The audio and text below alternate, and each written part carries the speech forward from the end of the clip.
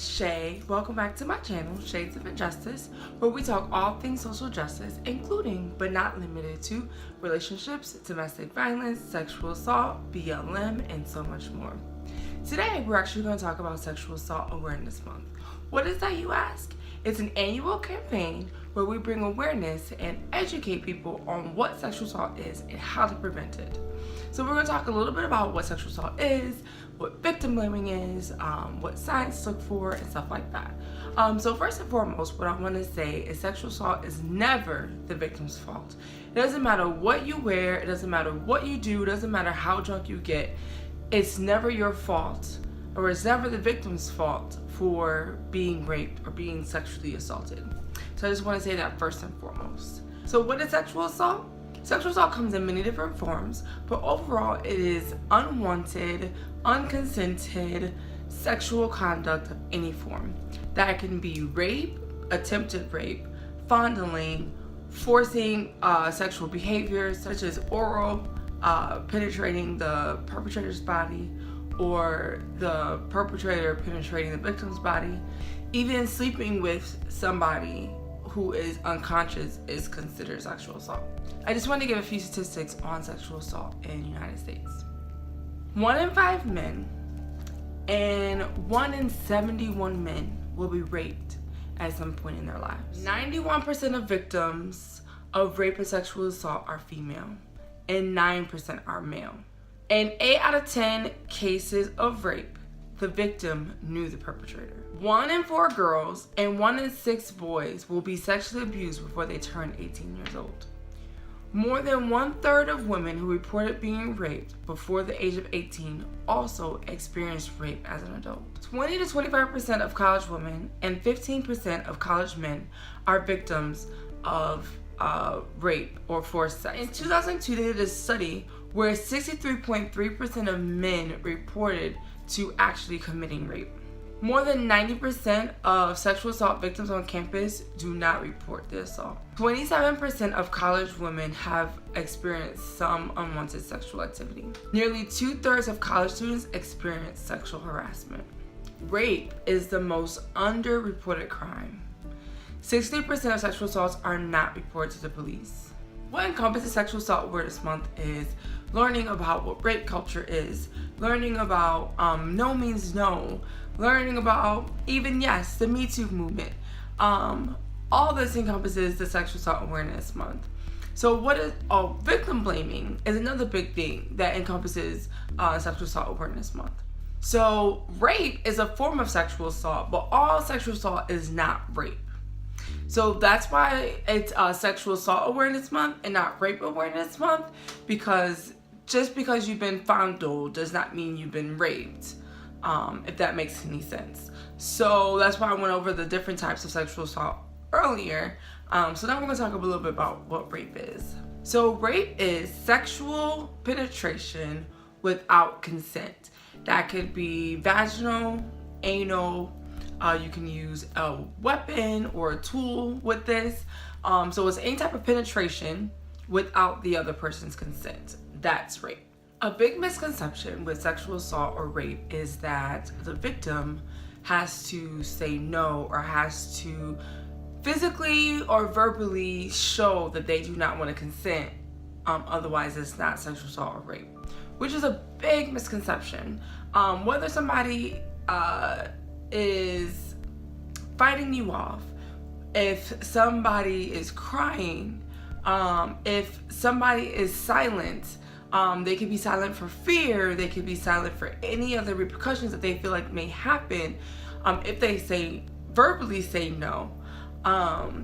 If somebody is biting you, trying to get you off, all those things and more is signs that somebody is not consenting to being to having sex. So if because you don't hear somebody saying no, or just because if somebody is silent during the act, does not necessarily mean that they are consenting.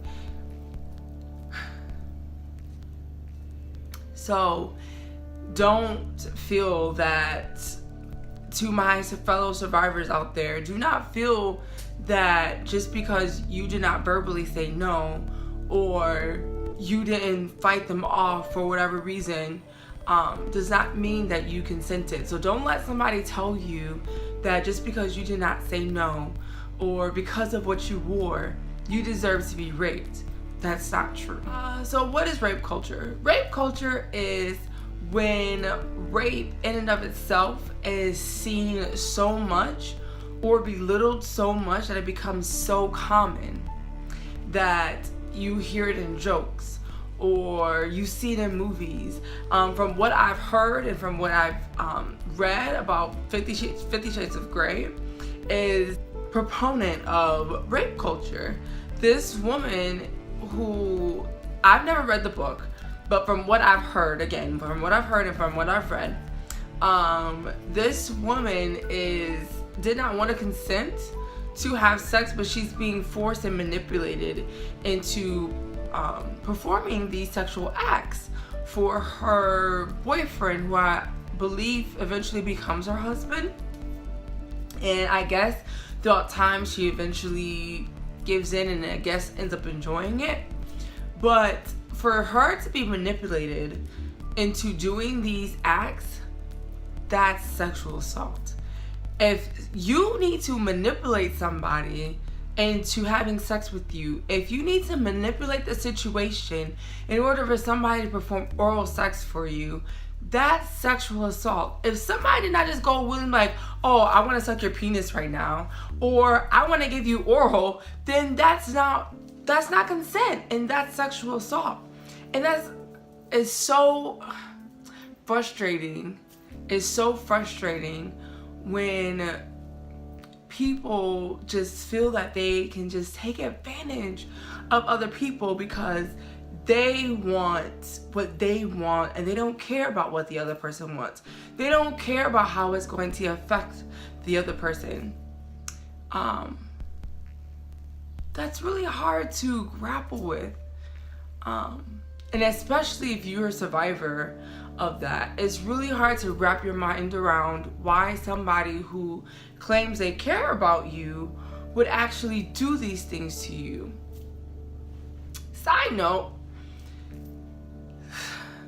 people who are sexually assaulted are more likely to be sexually assaulted by someone they know than a stranger.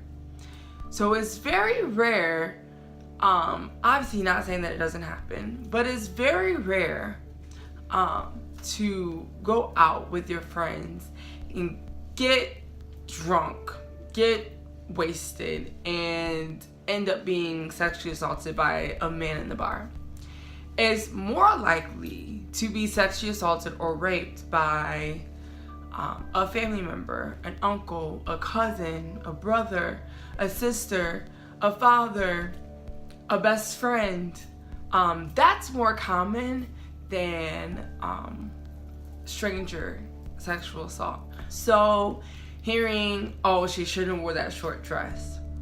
She shouldn't have wore those tight pants. She shouldn't have went out by herself. She shouldn't have got drunk. He shouldn't have got drunk. He shouldn't have left his friends. That's victim blaming. That's saying that they should have done A so B would not have happened to them. Victim blaming is also a reason why a lot of survivors do not come out and speak about why they have been attacked or that they have been attacked, because they're afraid of what's going to happen, the backlash that's going to happen after that. Oh, what were you wearing? What were you thinking? What were you doing this?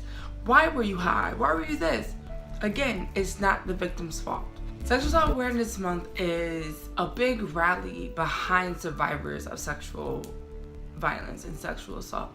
It is time that we stand behind the survivors of these assaults and actually support them and rally behind them and say, I believe you and I stand here with you. This is why the whole Me Too movement is really big, because it gives survivors a voice when they feel like they don't have a voice. In later videos, I'll be going in depth about victim blaming and rape culture and stuff like that. So stay tuned to learn more about how to educate yourself during Sexual Assault Awareness Month.